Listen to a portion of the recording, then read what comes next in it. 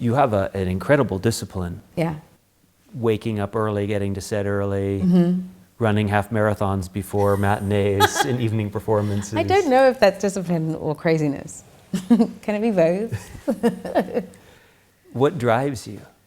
I don't know. I think I just want to see whether or not there's a limit. You know what I mean? You like pushing your body? I like pushing myself. I want to see what I'm made of all the time. I think it's just about the full experience of who I am. I'm curious about what I can do physically and vocally and as an actress. I think I choose pieces of work because they might scare me a little bit. I choose pieces of work because they're challenges and I might not have done it before. I don't know the character and I haven't met them before and they scare me a little bit. Because that means that you'll probably get the best of me because I'll work harder to discover who they are and to share who they are. Were you scared about Wicked? I think I was, because I felt like it was going to be something bigger than myself. Why?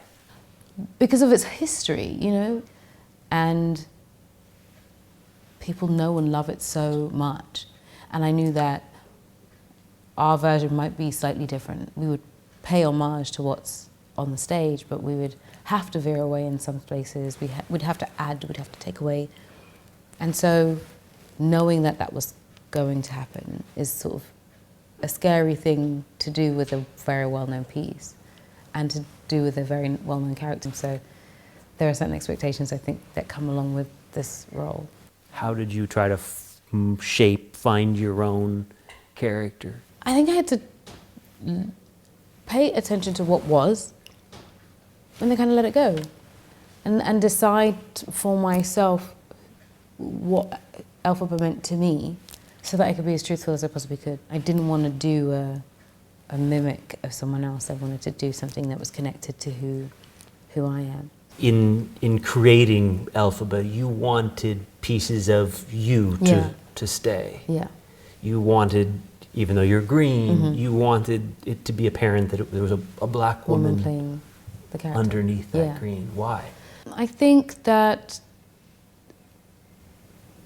it opens a conversation about many different things. I think it opens a conversation about what that experience could be like, and the combination of those two things, I think, is a special statement. And also, I think it adds to the story of it. And ordinarily, what's been before are usually not girls that look like me. And so, to not erase that, I wanted to just add little tells that said, oh, the woman underneath. There's a scene in the Ozdust ballroom. You can feel the pain in being in there. Yeah, yeah. Is that sense of otherness something that you've felt? Yeah. I don't think I've ever really felt like I belong. I've always sort of felt like I'm an odd one out. In what way? I think in many ways, the way I look, the way I present myself, and just like the things I've been through. Like going to drama school, RADA is usually a place that a lot of people who have money and affluence go, and occasionally you get those students who don't come from that and don't know that world, and that was me when I went. It's everything from walking in the world as me, queer black woman, and not necessarily feeling like everyone else understands that. The rooms I walk in, there aren't that there's not very many prototypes that I can look to. Even in my family, who I love dearly, there aren't any actors. There are no performers, really, truly. It's been interesting to share with very traditional Nigerian family members that you're going to be an actor. What was the response? My mother kind of knew immediately when I was younger, but its sort of family around her didn't really understand why. So it's sort of like a placating, oh yes, that's nice, but make sure you have a backup plan, you know. And I didn't have a backup plan. I didn't really want to be anything other than what I am now. But you sort of have to roll with the punches. When was it that you first felt like, wow, I have this talent, I can sing? I think I was about 11, and I was on the playground with a few friends. It was around the time when there was a song called The Boy Is Mine, Brandy and Monica, and then TLC had come up with a song called No Scrubs, and all the girls on the playground were splitting up into like duos or trios and doing those songs. And I remember that when we would do it, we would get a little bit of a crowd. So I thought, oh, I think I can do this. I think I'm good at this. And then my teachers would always have me in the choir and they would ask me to sing solo. And I think that, for me, told me, oh, there's something I can do with my voice. And that's when I kind of understood that I had more than just a singing voice. I had a singing voice and I could use it, yeah. Do you remember that feeling of recognizing the talent? Yeah, it's kind of exhilarating. It's very, very exciting to sort of know that that's what the thing I wanted, I could actually do. But to do it on the level, the scale that you've done it, Yes. then takes another major I don't know jump. that me at 11 knew that was even possible. I think I've been having to shift the bar for myself as the years have gone on. For me, it was sort of, okay, I want to sing in front of people behind a microphone on a stage. Then you do that at like a club or something. And then you sing on a little stage with a mic, whether it be a open mic night, which I would do all the time, because I was sort of always searching for ways to perform, ways to make the journey to where I wanted to get to with no blueprint, no map, nothing. I had no idea how to do it, so I would just find places to be. Then once I had done that and it went well, I felt like, oh, I've done the thing that I really want. Well, maybe I can do it professionally and I can do it on a stage. Where do you put your bar now? Where do you see yourself? Where do you want to be going? Many places. I really want to sing my own music for people, and I want to be in a stadium. This sounds more like a recording artist career than an acting career. I kind of want to run them concurrently. Yeah. That's always been a dream of mine, being able to do both well. You're releasing a record Yes. later this year. Yeah. What can you tell us about that? That some of it's autobiographical.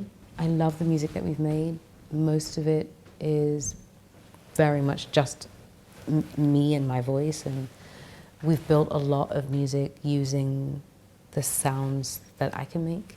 What do you mean by the sounds you can make? So let's say I sing a vocal line, then that vocal line will live on the piece, and then I will sing a vocal line on top of that, another different one, and I'll keep layering until there's nothing left in my head to layer. And then I will sing a top line, a melody over that. Are you creating the music while you're recording? Yes. There's not something written when you go into the studio? No. And sometimes it works and sometimes it doesn't work? It's usually worked. So you have an idea of what you want to sing going in? No. So it's just like, come on in, today we'll come up with something? Yeah, we'll go in and we'll sort of sit for a second, we'll talk and we'll decide what the song wants to be about. And often the lyrics come after the vocal pad. They sort of happen as I'm recording it. So I'll record a line and there'll be a line playing in my head as I'm recording a different line. And so once that line is in my head, I'll sing that line and then another line will turn up. And I'll just keep going until there's nothing left. Is that an unusual way to work? Yes. To record an album? Yeah. Your whole new album is this? Yeah, it has most of the album has that. How do you think the album is? I'm really proud of it. I'm really proud of it. Label seems to be proud of it too, so hopefully everyone else will be. And it's obviously, it's all you. It's recognizably your... Very much so, it's me.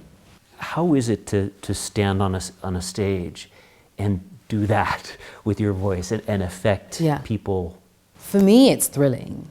For me, it really is an electric feeling, and I love it. Is it nerve-wracking? Or once you're out, Once I open my mouth, I'm fine. Once I start to sing, the nerves sort of disappear. The nerves always show up about 10 seconds before the curtain goes up or 10 seconds before the music starts, which is why often before I begin, I take a breath because it stills everything and then I can begin. Yeah. But if the nerves only happen about 10 seconds before the curtain goes up, then that's not too bad. It's not too bad, no. Maybe there'll be like butterflies before, nothing insane, but it's just as I walk out, then I get like a frisson of nerves, but it tells me I care. That lets me know that I care. The moment I stop feeling that, then we have a problem. When you walked into this room, you said, this is surreal. Very surreal. Why? I haven't been back here for literally years. I think, I want to say 20 years maybe. Well, what's happening in this room 20 years ago? It still is a bar. This was a bar. You were and working... I was working in this bar. As a bartender? Or A bartender. This is the bar at the back of the theatre that we're in a theatre called Stratford Theatre Royal. I've worked at the front of house. I've worked as an usher. I've worked at the bar. I've waited tables. There was a stage over here at one point before. I sung on that stage. Anything I could do in the theatre, I did in the theatre. You just wanted to be in the theatre? I just wanted to be in the theatre. Even if it meant being behind the bar? Right, that's correct. Or as an usher. What do you get from that? I got a hunger to be a part of this. Whenever there was a show on at the theatre, I would usher or be at the front of house, and I would always watch the show. And watching the show served as inspiration because I knew I wanted to be on the stage as well. And I just kept coming back here just in case there might be a way in. You would be working here, ushering, and trying to audition too? Yeah. Yeah, I would ask. It was audacious of me to ask, but I would ask if I could audition for the plays that were coming in. And then at one point I did a play here. Looking at the press for Wicked, Yeah. it's like, is there anything left to say? You have talked about this film Yeah. a lot. Yeah, You have yeah. gotten a ton of press. Yeah. Could anything prepare you for the amount of attention that Wicked has received? I don't know. I don't think anything could prepare me, but I think I've been lucky enough to have some really wonderful people around me who keep me very grounded. Do you need grounding? I think it's important to feel like you won't get swept away with all of it. How did this role resonate within you? What do you think you brought to Elphaba? I think I brought, and was asked to bring, I think, the vulnerability, her humanity. So I think the tendency for something like this, for a role like this, is to become a caricature. You know, the story of the Wicked Witch is its own folklore, and I think the task is to make sure that within all of that, within that legend, within that folklore, you infuse it with the sort of soft underbelly of who she is and what she's hiding from people and what she doesn't want people to know, which is how vulnerable she is, the hurt that she has, the insecurity that she might be experiencing, the way she uses comedy and sarcasm to hide all of that sort of pain and angst and hurt and maybe hope sometimes as well. And that's something I wanted to bring to her, a little joy and hope. When you were describing yourself in ways that you felt as another, as a part, you said black, queer. Yeah. That queer component is something that the world has known for less time. Yes. It's something that you've not been as vocal with, public with. Yeah. Tell me about that experience in deciding to be more open. I just wanted more space in my brain, in my body, in my mind. And the only way you can do that is if you stop hiding parts of yourself that actually aid who you are as a creative being. And I felt like keeping that under a lid and not sharing it was taking up so much energy. I think I had gotten tired of not being completely myself. And then for those young black women who are queer black women, or for young people who are queer black youth who look at this film and go, oh, she's here so I can be too, is really special. You never know what your revealing of things that you're hiding can do for other people. And I think that that has been a really special experience. Sounds like it's done something for yourself too. Yeah. I feel really open. I felt more myself in this sort of last couple of years. So I just sort of get to be, yeah. And it makes things a lot more fun, you know? Yeah. You're really close with your mom. Yeah. You're not with your dad. No. As I was thinking about similarities between you, Cynthia, and Elphaba, Our relationship. there's this relationship that's strained with the father in the film right. and in your real life. Yeah. As you've gone on to have more and more success and visibility, how much do you think about your dad? I don't necessarily think about him too much, only that I wish him well. I think you have to have empathy for people, you know? And I wasn't always in that place. I think I was, when I was a teenager, I was angry at what that relationship was. That sort of fractured relationship I have with him, I think originally was one of the driving forces of, like, you know, you want to do well because you want to prove that you're good enough to be loved. But then you have to start learning how to do it for you. Without prying more than you share what you want to share, but what happened with your dad? We had a falling out that just never repaired, yeah. And he just left early on. Yeah. It's interesting that you trace some of your desire to find success to a desire to Be loved. specifically with your dad, you think? Or a hole that he left? I think so. I think that was what it began as, yeah. He doesn't reach out. He could find you. I think so. How does that sit with you? Oh, fine. Because I don't know what I would say. I don't know. He doesn't know me. And I don't know him. So we're sort of strangers in that way, you know? This relationship that you and Ariana Grande have, you've described her as a sister of sorts. What is this friendship? What's at the core of it? Deep honesty. That's at the core of it. And that just happened? Yeah, both of us seem to be of the same mind. When we first started, she and I had a real conversation about making sure that we were there for each other. Almost like a tag team. Like, whatever you need, let me know. Whatever I need, I'm going to let you know. We knew that we were going to spend so much time with each other, and it's a really intimate thing to have to sing with the person. It's more than just making sounds with another person. It's listening and hearing and following and putting your ego aside and actually actively trying to mesh and connect with someone else's voice. And our voices are very different. And somehow, because we have made that agreement, I think it's bled into the way we sound together. I think that what we have as vocalists together and as people together are intrinsically connected. The two of you seem to cry a lot in interviews together. Sometimes holding hands, sometimes touching fingers. Yes. Yeah. I think it's just, it's so interesting because we kept having this conversation. People are like, why are they always crying? Why are they always crying? And I think what people didn't see is that we were thrown into these interviews with people who had just seen the movie. So they come into the room with all the energy of people who had just seen the movie, and everything that they're feeling pours out in front of us. And then we are actually present and feeling it with them. We're just being human. I think that it seemed odd because you never see it. People don't let themselves be that vulnerable and open and emotional when you're doing these things. You know, press tours can be very uniform.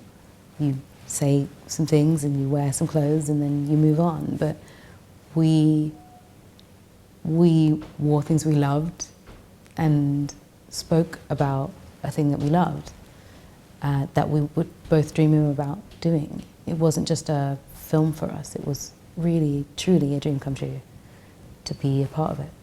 How was working with John M. Chu, the director? Amazing. He's wonderful. He, for me, was like a sort of a North Star.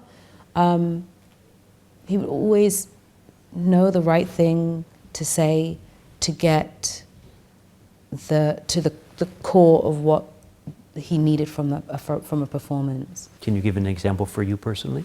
There's a moment in the attic just before Elphaba gets her cape, and he would whisper. He would always give us slightly different direction.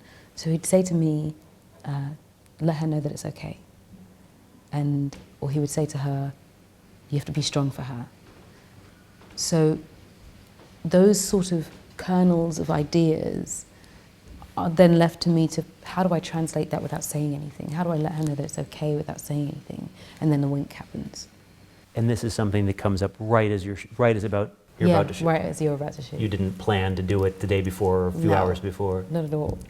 And then Ariana Grande's on the receiving end, and that performance changes. That's right. The women who originated these roles on Broadway are huge stars and have a great following. Yes.